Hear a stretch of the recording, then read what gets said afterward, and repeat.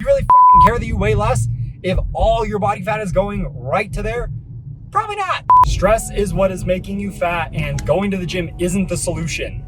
Listen, I realize that stress making you fat is not like some groundbreaking thing, but the fact that I'm telling you not to exercise might actually shock a lot of people. Because here's the deal. Sometimes that is going to be just another source of stress. So I'm going to do two things in this video for you guys. I'm going to explain why stress is making you fat.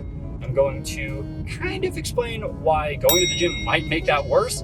And I'm going to give you a solution. So let's get into it. So what does your body actually think when it's stressed?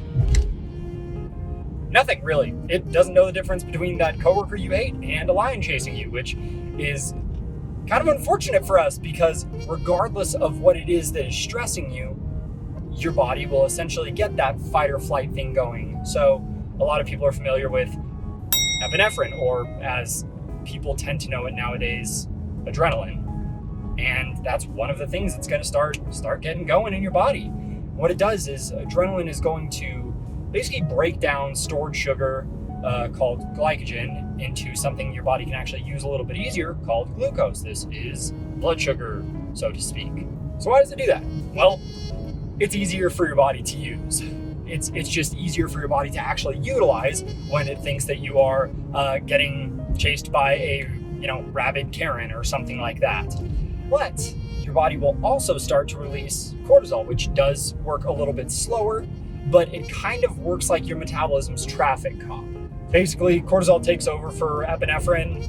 It tells your liver to start producing more glucose, get some more blood sugar into the system, and tells everything that is not absolutely essential for you to survive to stop utilizing that blood sugar. What does that mean when your body starts shutting things down? It can cause something called insulin resistance, which is a big buzz term nowadays. And essentially all it really means is that your body's not able to utilize all that glucose you got flowing around, so your blood sugar stays chronically elevated, and in some cases this can lead to type 2 diabetes or polycystic ovarian syndrome. So simply put, stress sucks, but let's go a little bit deeper. After this, what happens is your body will start to break down protein in your system, which obviously you want for your muscle to continue speeding up your metabolism, but it starts breaking this down so that it can store some of that as sugar, because your body doesn't know when you're going to be stressed again, and obviously it wants to be prepared.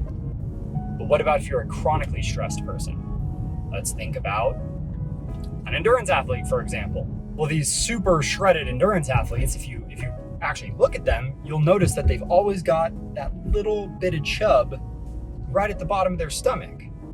When your body finally gets back under control, you're not freaking the hell out anymore, that little lower belly spot tends to be its favorite spot to store all that extra sugar.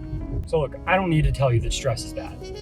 People tend to know that. I mean, stress has its part in causing arthritis, believe it or not. It can cause fibromyalgia. It can cause all these different autoimmune disorders.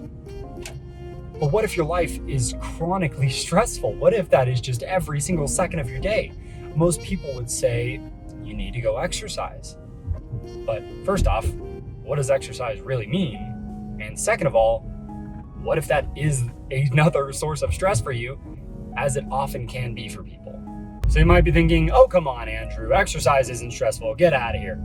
After all, I mean, there's huge studies out there. Like there was one where they found it was something like 65% of people who were exercising just 30 to 60 minutes on those days would report that they had a better relationship, that they had better interactions with coworkers, that they were able to manage their time better.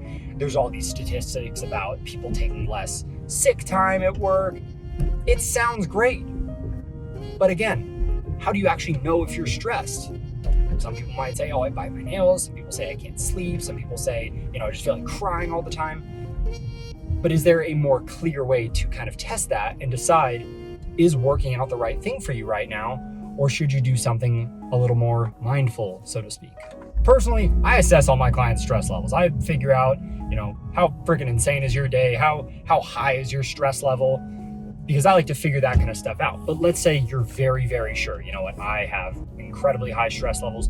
What do you do? Well, one thing that you can do is, whether you're on Instagram or YouTube, I've created like a little file or playlist or whatever that are just called zone exercises. These are very slow, controlled breathing movements where you're moving, you're exercising, but it's probably not the kind of stuff that you're thinking. So one, go ahead and search that. Try doing just those kind of things for a week and see how you feel after that. But there's also the option of yoga. There's the option of Pilates. There's the option of going for a walk. People think about exercise and think it has to be just crazy, and it really doesn't. One of the biggest benefits of exercise is that it makes you breathe. It's that it makes you be present. It makes you actually focus on you and what you're doing, because when's the last time you had a good workout when you were just halfway there? So as far as an actual prescription on what you should do, just take a week, only do, I don't care what it is. I truly don't. Try doing just zone exercises. Try only doing yoga. Try only going for walks or doing really, really slow, controlled, deep breathing or box breathing or whatever, you know, anything that's just going to be slower and a little bit more meditative for you, and see how you feel at the end of this week. Maybe even just try stretching, something slow and calm and controlled. So try that for a week. See how that goes. See if you feel better, healthier, happier, if you're sleeping better, if you're in less pain. And if you're seeing those kind of results from it, there's a very good chance that you are too stressed, that you shouldn't be doing these quite as much. So give that a try. Shoot me a DM. Let me know how it goes. And until next time, guys, my name's Andrew with Pride Movement Fitness. See y'all later. I just remembered another thing that is like super beneficial nowadays because it's so popular and everybody's doing it, and it's not for everyone. Nothing's for everybody, but this is definitely not for everybody. And that's fasting. Fasting is a source of stress. It can make your cortisol levels go up. I mean, if you don't think essentially starving yourself is stressful, you are kidding yourself.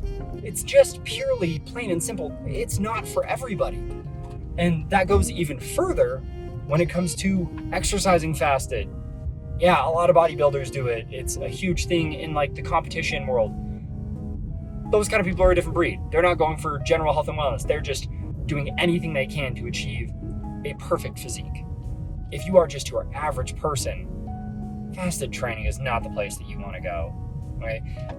Treat your body like you care about it. Treat your body like you love it. Take care of it. Try to make yourself happier and healthier and all that good stuff. And I think this is the final cut to here, so I'm going to say it again. My name's Andrew with Pride Movement Fitness. See y'all later. I'm back once again. Because I know some people are going to look at this and go, well, I'm fasting, Andrew. I'm eating less calories. Man. It's like, yeah, you're getting less calories. But what about when every single one of those calories gets stored in the stressful spot, as I was talking about earlier, right below your belly button, right in that lower tummy chub area? You really fucking care that you weigh less if all your body fat is going right to there? Probably not. So,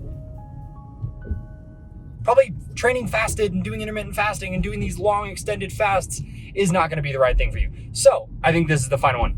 No, I'm going to make this the final one no matter what. So, until next time, guys, we'll see y'all later.